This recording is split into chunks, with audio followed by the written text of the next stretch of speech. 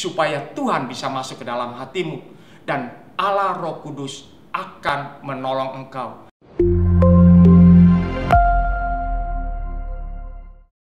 Shalom saudara-saudara, bapak-bapak dan ibu-ibu yang terkasih di dalam nama Tuhan Yesus.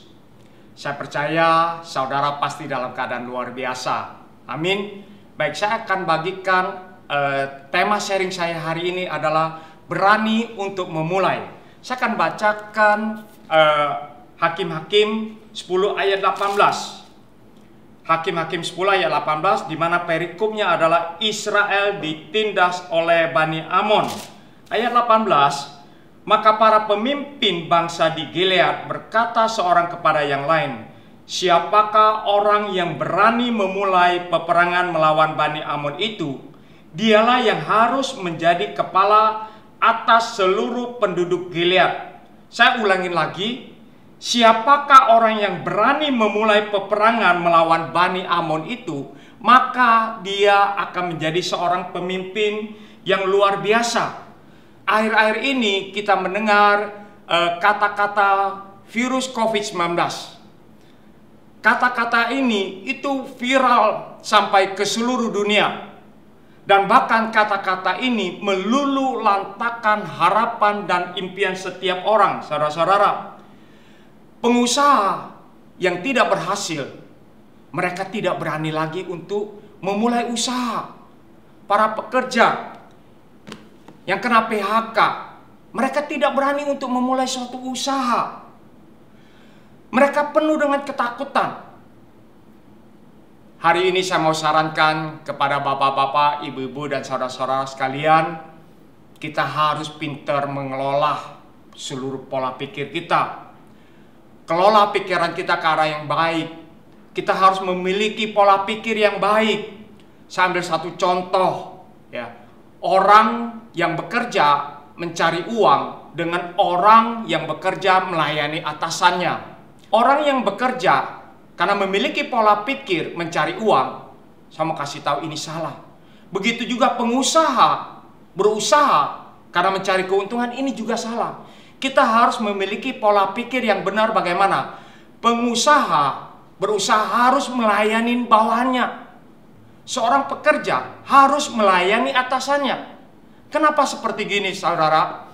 Karena saya ambil contoh seperti ini. Kalau kita mempunyai pola pikir bekerja mencari uang, sebetulnya sebelum kita bekerja, kita sudah deal dengan pemimpin bahwa salary kita senilai sekian. Jadi kita kerja bagus nggak bagus, kita tetap dikasih gaji. Tetapi saya percaya orang yang memiliki pola pikir bekerja mencari uang, maka orang ini tidak akan kreatif. Beda kalau orang yang bekerja melayani atasannya.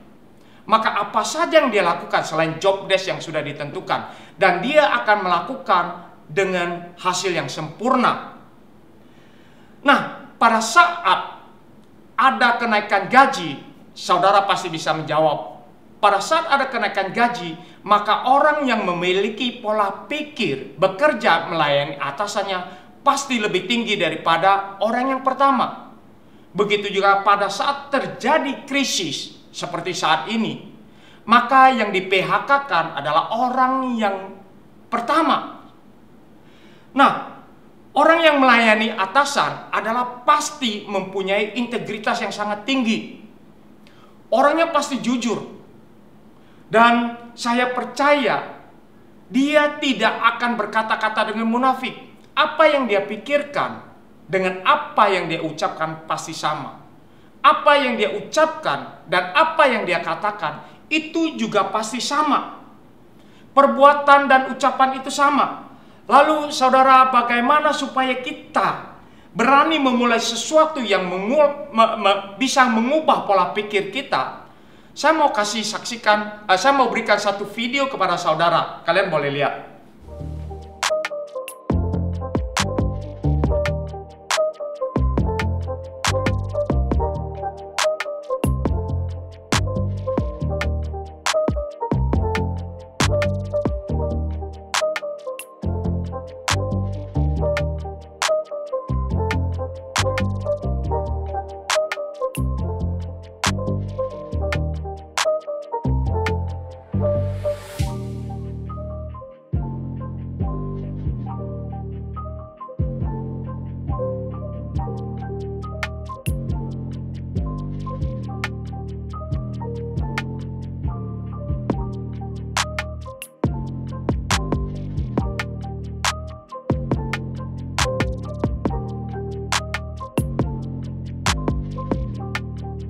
Saudara sudah lihat video tersebut?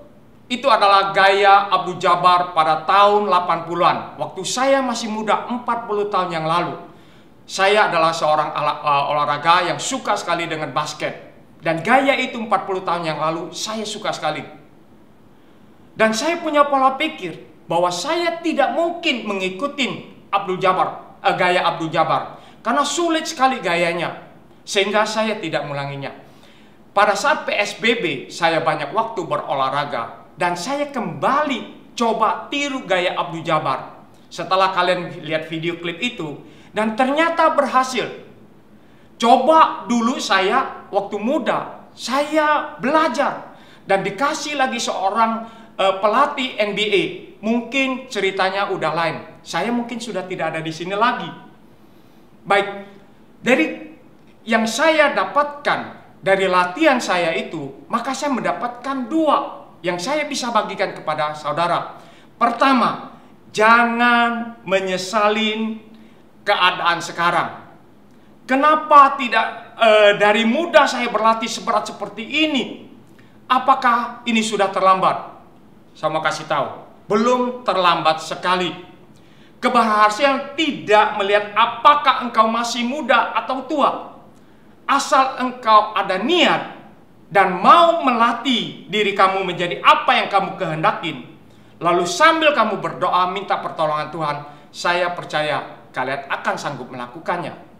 Kedua yang saya dapatkan adalah berani mulai dari sekarang.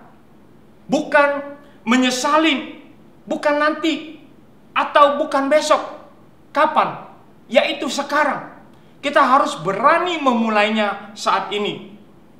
Kalau engkau bilang, aku bisa, tetapi aku nggak mau, maka mujizat tidak akan terjadi pada diri engkau. Karena kenapa? Engkau sedang menutup diri engkau. Dan pada saat engkau bilang, aku tidak bisa Tuhan, tapi aku mau, engkau sedang membuka pintu hati kamu, supaya Tuhan bisa masuk ke dalam hatimu. Dan Allah Roh Kudus akan menolong engkau, membimbing engkau, menuntun engkau. Dan mujizat akan terjadi kepada kita semua. Nah, mungkin saat ini aku nggak bisa Tuhan saat teduh. Saat teduh saya bolong-bolong. Padahal saat teduh itu sampai kapan? Saat teduh itu harus menjadi gaya hidup kita, menjadi karakter kita. Pada saat kita saat teduh, itu selamanya sampai Tuhan memanggil kita, itu baru berakhir. Jadi kalau saudara bilang tidak bisa, saudara harus minta tolong. Tuhan, aku mau, tapi aku nggak bisa. Maka Roh Kudus akan menuntun engkau. Dan bahkan engkau bisa melakukan hal yang lebih besar lagi.